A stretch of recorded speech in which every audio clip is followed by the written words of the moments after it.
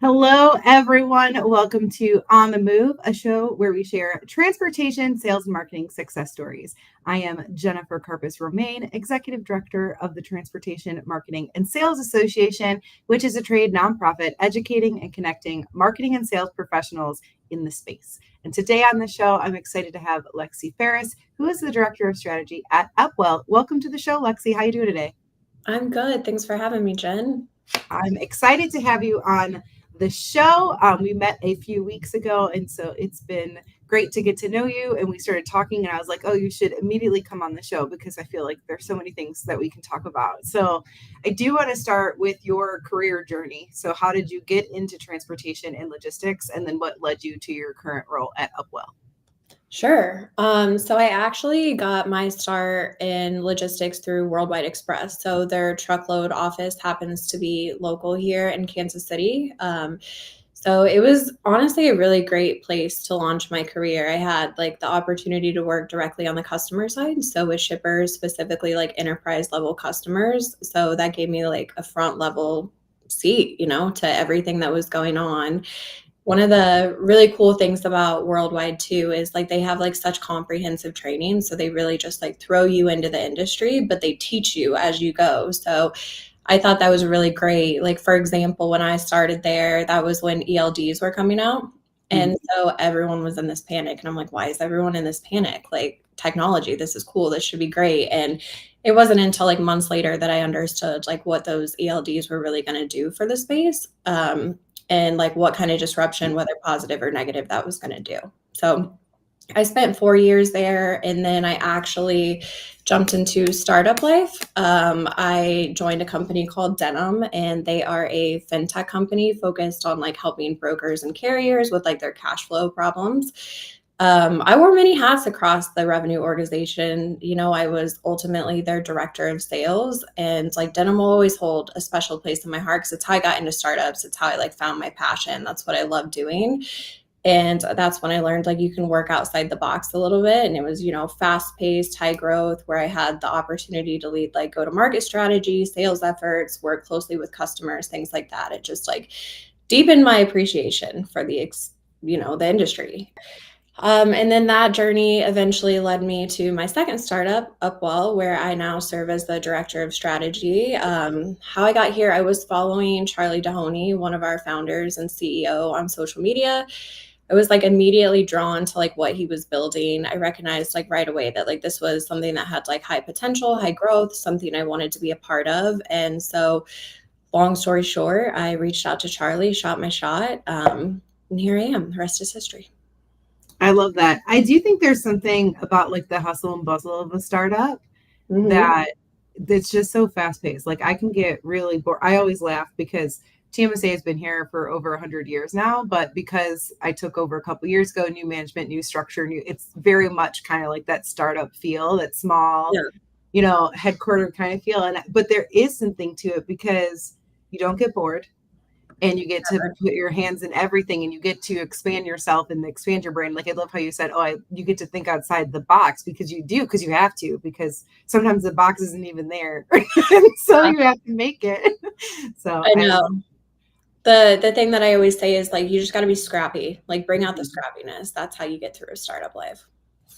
um Now that you are at Upwell, can you tell us kind of what Upwell does and how you help your clients tackle their challenges? Sure. So we are focused on fixing like a very overlooked but really painful, part of the freight logistics life cycle. So we focus on accounts receivable. We're building like an infrastructure to automate, like invoice submission, document matching, reconciliation. So logistics companies can get paid faster. We do this through a combination of like AI and LLMs, large language models, and like rules-based logic. My cat wants to join this meeting. Perfect. To extract standardized like information from like freight documents, whether it's like an emailed PDF, scanned paperwork, EDI files. Again, sorry for the cat. Okay. Everyone loves animals, so I I feel know, like right? I mean, can't get better than that. He just wants to be freight famous. And then our systems, like map that data to like payer requirements, that flags discrepancies and ensures invoices are like fully audit ready before they ever go out the door. So it's a space that's been underinvested in for decades, and we're changing that by giving, back office teams the tools they need to move with like more speed and precision, and speed up their processes.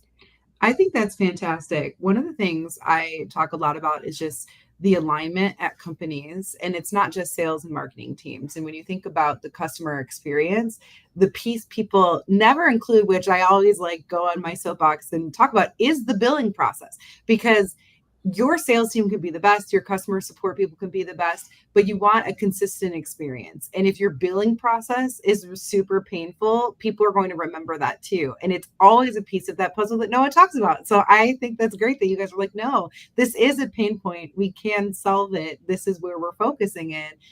I like that because you're right. Like, not that isn't always a focus. It's always, oh, how can we streamline things in other areas? But people need to get paid. People need to pay their bills. It's the Absolutely. basic piece Yeah. of business. I mean, it's definitely overlooked because, it's not like the sexiest thing to focus on. But at the end of the day, if you don't focus on it, it can have some pretty bad, outcomes for you. Absolutely. And so through your experience in the industry, you've held roles in both sales and strategy. So how has your experience in sales kind of shaped how you approach strategic decision making today? Yeah, I think, the experience in sales is, in my opinion, almost needed to run any sort of like strategy role. It grounds you in like the real world customer needs, and like you find out what actually moves the needle because you're talking to these customers every day. When you're in sales, you're on the front line, you're hearing objections, you're seeing like where messaging maybe isn't hitting, and you're like the one that can provide that like direct feedback loop. And so that's kind of what taught me how to like cut through the noise. Like ideas like that look good on paper, but aren't something that like a team can implement is not going to do anything. So being in sales has made me like incredibly outcome oriented, and strategy. Like it's easy to get caught up in like the framework and the long-term planning, but the sales background reminds me that like every decision like ultimately needs to support like revenue growth, customer satisfaction, or like operational efficiency. So I try to bring that same like, thought process towards action and clarity into like strategic planning. Like, how will this land with the customer? Will this empower the sales team? Is this solving like an actual problem? Like, is this something we should spend time on? So like, in short, like it taught me to think strategically, practically, and that's made me a better partner across like go-to-market strategies, with product teams and leadership teams, things like that. I think it's really important that what you were saying, and it makes me think about how sometimes we can see strategies that are built that are more theoretical than Yeah. actually like being able to execute on. So how do you make sure that you're not like, oh, this is the strategy, this is the plan, but actually then make it successful for your sales teams to be able to then take it out, sell, move forward with it? Absolutely. I mean, it's a big distinction, right? Because like just because it looks great, sounds great again, like if it can't be executed, like it's essentially useless. So Mhm. for me, like the number one thing is like you really have to have alignment with the sales team from day one. So like before you even put anything to paper, you need to spend time, or I spend time like seeing how they're selling, like what's working, where are they getting stuck? What objections are they hearing? What is missing? Like, is it tools? Is it messaging? Like, what needs to be changed? And then I also look at like the full funnel too, like what is the data telling us? Like deal velocity, win rates, conversion points. Like it gives me like a clearer picture of where strategy can like actually move the needle. And then when I'm building a strategy, I'm constantly asking myself things like, is this going to be helpful for the rep, or like is it just more noise? Like is it going to complicate the sales process? So again, I focus on like clarity, simplicity, enablement, whatever the levers are, and just make sure they're clear and actionable.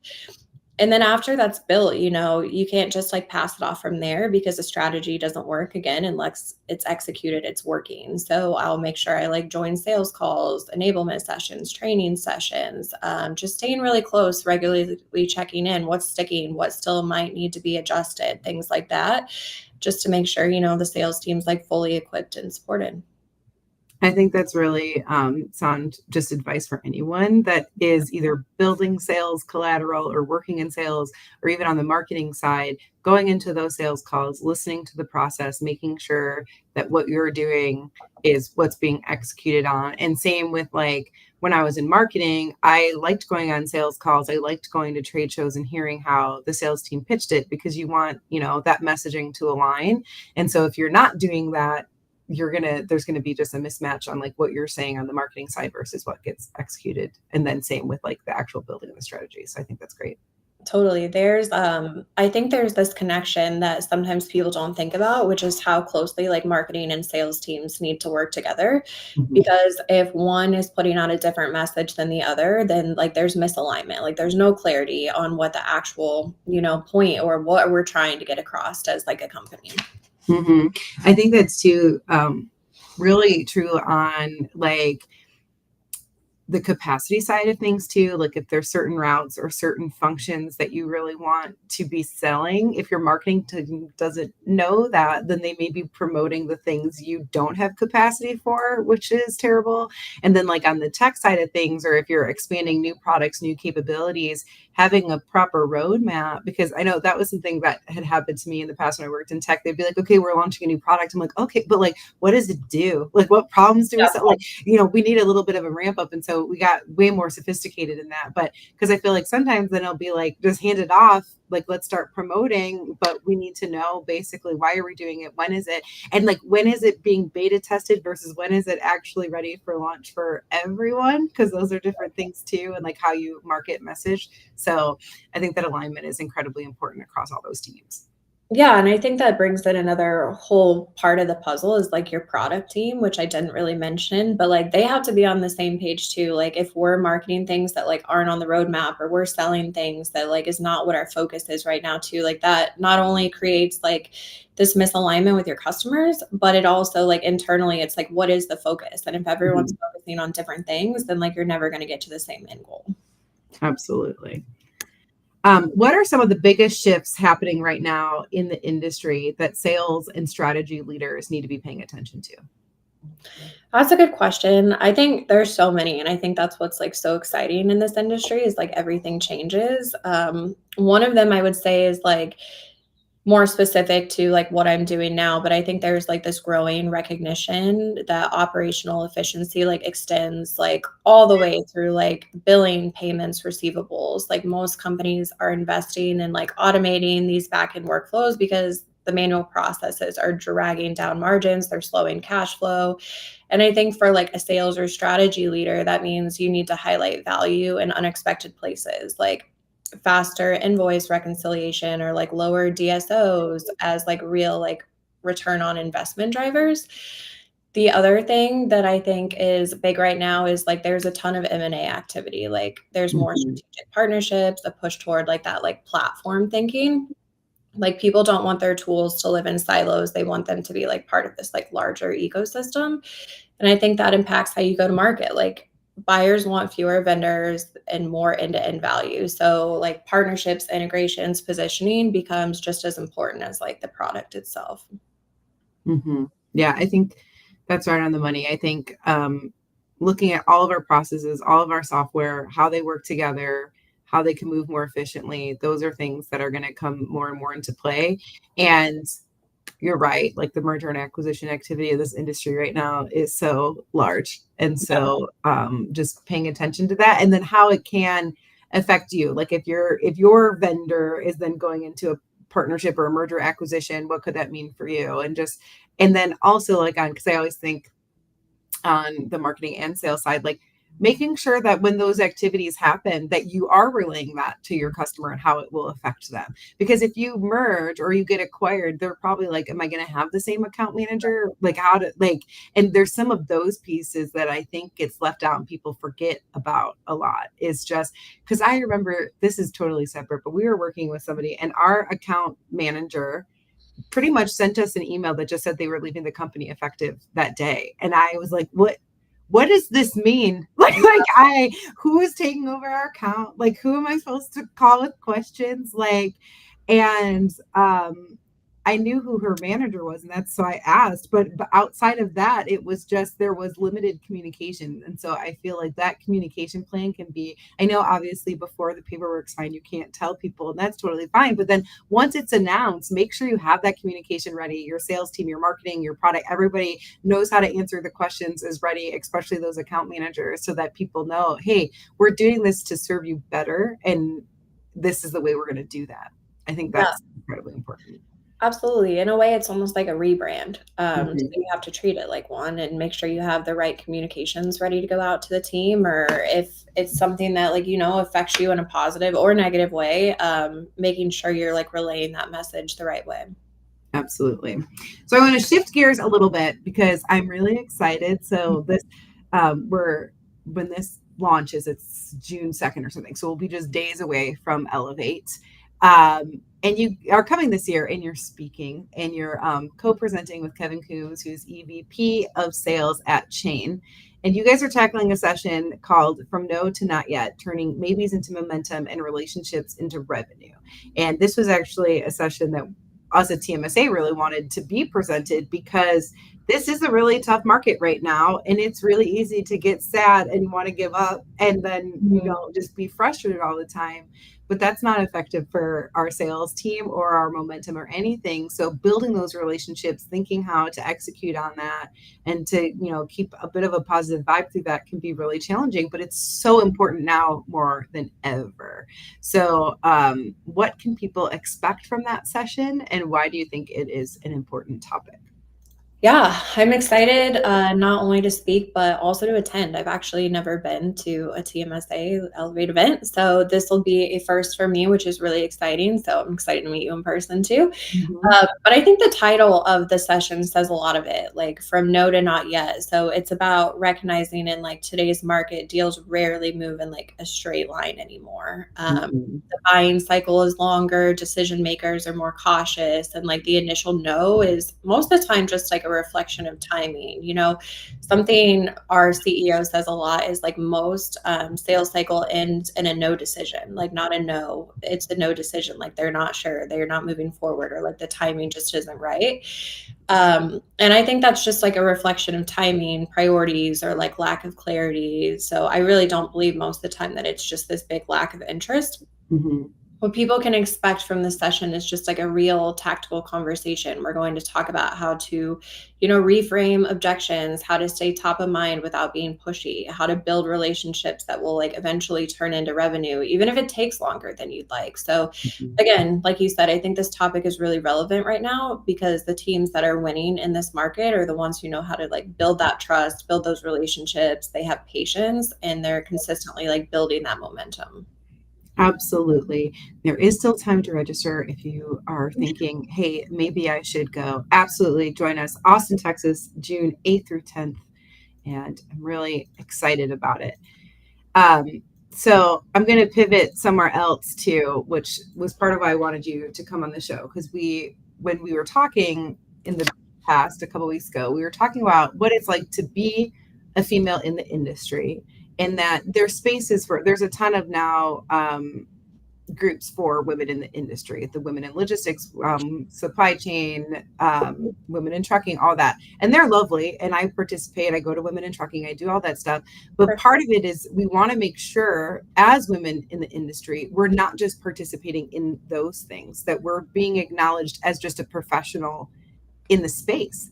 And I know that's something like when we started talking, we realized that we were both pretty passionate about, because it can feel like that sometimes, that it's like, okay, now we have all these powerhouse women, but I just want to be a powerhouse human. That's it. Like, and how do you think that the industry, our male colleagues, how can we better be positioning that message now that we are getting recognition that there are really great females in the industry, but how can we pivot and make sure that it's not just that we're women, we're just great, awesome people? Yeah, absolutely. Excuse me. Like you said, I think there's definitely been progress, especially in like the 10 years that I've been around in the sales and logistics space here. But I think ultimately, like when it comes to creating space for like women in logistics and supply chain, the next step is making sure like we're not just like inviting women into the room, but we're elevating them into like leadership roles and to decision-making roles, like giving them a seat at the table. And I think the biggest part of that is empowering women to believe that they belong there. And I think that's the big missing piece of the puzzle. And, I'll be honest, I've not always been the best example of that. Like for years, like I've stayed in the background, avoided speaking up in like large settings, passed opportunities to my team, like this is the first podcast I've ever done, for example. I need to talk about this. Not super awkward for everyone listening because it is my first time, but it wasn't that I didn't care. It's that I didn't know that like I was the person someone could or should or wanted to hear from. But I realized that if I want more women to step up into leadership roles, like I need to show up as one too. So again, that's why I'm saying yes to podcasts like this. That's why I'm doing the speaking event with you. And yeah, I mean, it feels a little uncomfortable sometimes but ultimately, like visibility matters. And if I can push myself to step up, maybe it helps someone else see that they can too, or it'll help, a male in a different company to push maybe a female that is in a leadership position or one that's on the path to be in one to do the same thing. And like you said, I don't want to be known as a woman in logistics. I want to be known for the value I bring. But to get there, we need to keep building the systems, the confidence, the community that helps more women believe that like they do belong at the top. Mm-hmm. Yeah, I think from what I see, there's more and more women coming into the industry, but not as many that are rising up. And that is the piece. And so I loved when you're like, yes, I will accept this podcast. I will speak at your show, especially on like the sales strategy side. Like marketing is a little bit different. It is more female leader focused and heavy, but we need to get there in all areas of the business. And I do think part of that is, like I love you are the director of strategy, and so people are going to see your name attached to that and be like, oh, there is career paths and there are teams that can believe in that. And I do think that having those conversations with our male counterparts, it's not like don't just check a box and hire a woman to your team. Like make sure she's growing her skills and that there's a position, like you said, as seat at the table, and having those conversations. And yes, like I want to make sure we don't have a disconnect between where we're not having those conversations with men in the room. Like I was talking about this yesterday on a different podcast, but my husband works in manufacturing, and there's like I forget what it's called, but it's basically supporting women in manufacturing. And he's a part of the group.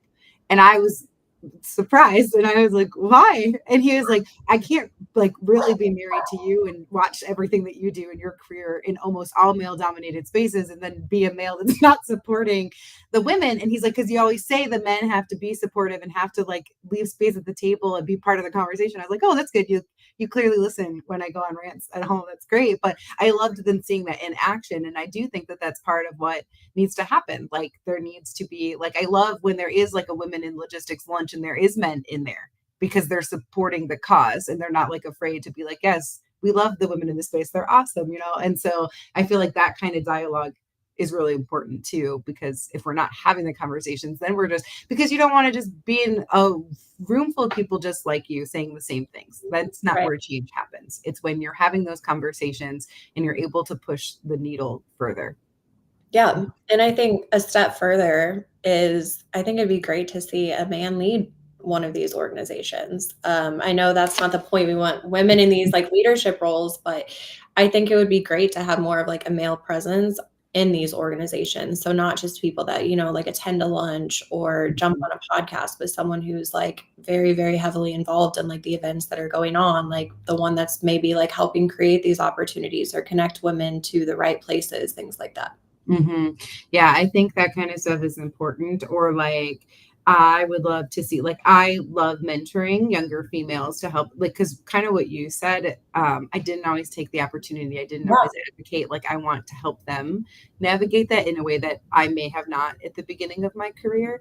But I also feel like our leadership males should mentor younger women too, and just be like, this is what I did, and then vice versa. Like I would love to mentor like a younger male coming into the industry too, and having that, like, it shouldn't just be woman to woman to take those things. And you can also have like multiple mentorships. So if I'm mentoring one person and she's a female to help her learn how to advocate for herself, I could also mentor a younger male, teaching him how to be more adaptive and more open to different types of people on a leadership team, or how to, grow together, or things like that. Like, it doesn't have to be just one type of thing. In fact, it's better when it's diversified in that way. So I think that those are the pieces that, like, I'm looking forward to as we move along. We're getting more momentum of these things, but then yes, how can we actually incorporate that to make better business practices instead of just like a celebration that we're here, because we're here to stay. So how do we?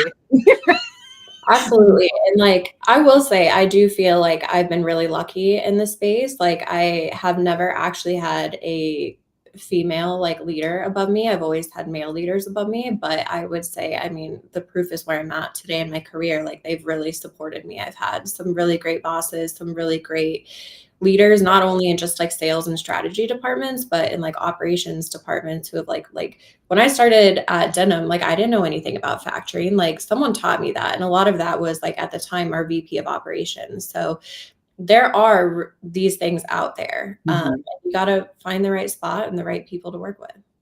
Yes, the job I held before TMSA, I had the best boss, and I was director of marketing. So I had a seat at the table, and I would be like, but we're also a tech company that has a female like leader. We should leverage that. And he's like, you don't have your job because you're a woman. I'm like, I appreciate that, but also like, we can also like, is there something we can do to leverage? But I always appreciated that, because if I knew that's not why I had my job. I knew that's not why he valued my opinion.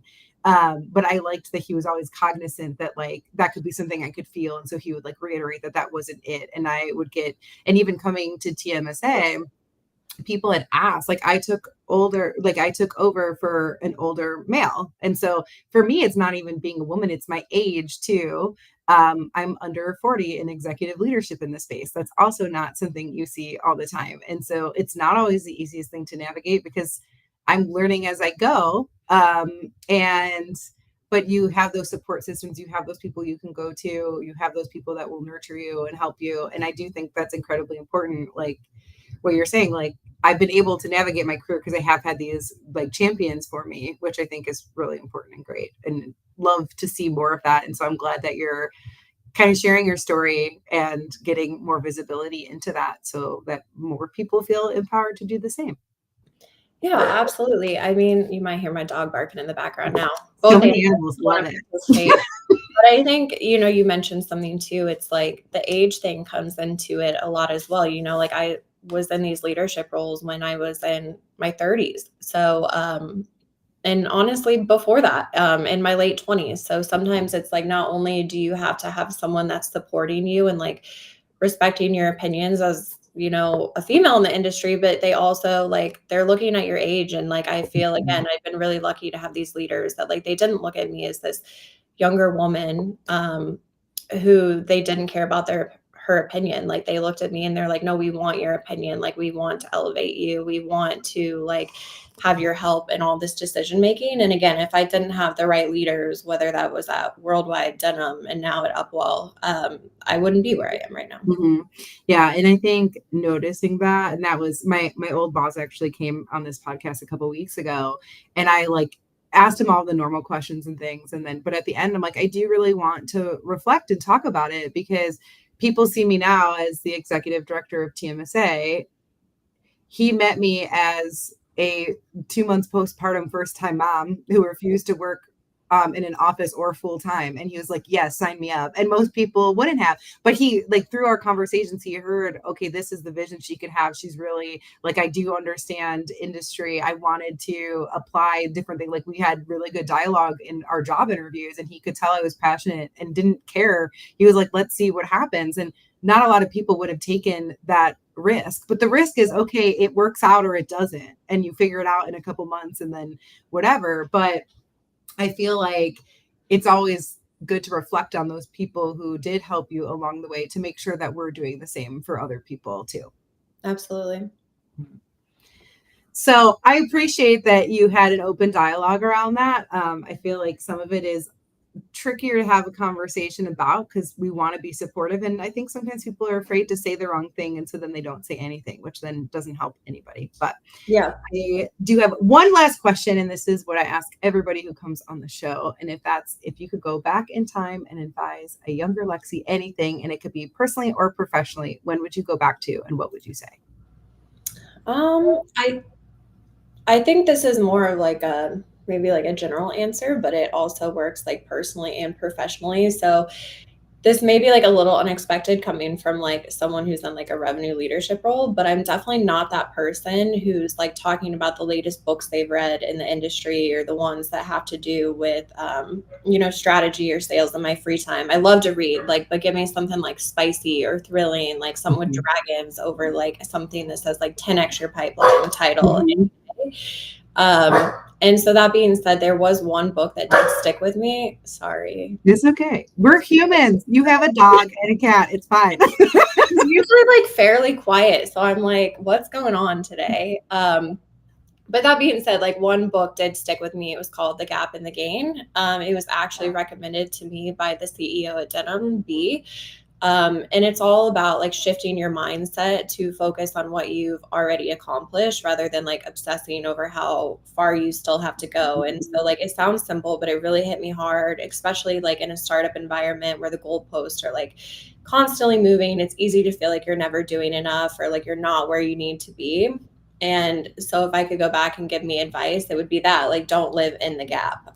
Celebrate the wins, celebrate the growth, and the steps you've taken, even if you're not there yet. And I think that mindset has made me, more of like a grounded leader, honestly, a happier human. And I wish I'd learned it way earlier. I love that advice, and it's definitely something that resonates with me. I know when I started here at TMSA, our current board chairperson, Mark Dirks, after that first year, I was like, we have so much more to do. And he's like, you need to pause. And I really want you. And so this is an exercise now I do every October in like our October in-person board meeting. And I print out everything that we've accomplished in the past year because I don't do that. I'm like, okay, yeah, but we didn't do this, or this is what we have to do, or this is where I wish we were. And up until that exercise that he forced me to do, because then you look at it, you're like, holy Toledo, there's so much that we have accomplished, so much movement we have made. And so that definitely, I feel like I need to read that book now because that is something that like really I'm terrible at. And even that's like, yes, like I will bulldoze through Elevate and I will have to, like, someone will have to remind me at show to be like, pause, look, because I will just be like, yeah, okay, but this person needs a cookie because they're tired, like I just go, it's probably me. I probably need the cookie, but like, I just care so much and I just, keep moving forward and you sometimes just really forget to pause. So I think that's nice.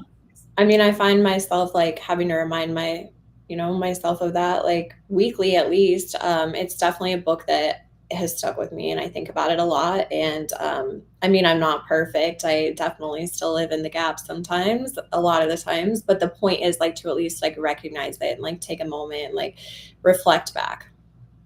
Love it. Well, as a move to looking a little into the future, if you want to join us next week on the Move, I'll be interviewing Don Friedel and really excited for you guys to see that conversation. And next week is Elevate. So hopefully you guys will all see us there. Really excited for that. Excited for you to come to TMSA and be able to speak. And thank you for coming on the show today. Yeah, thanks for having me. Have a good one. You too.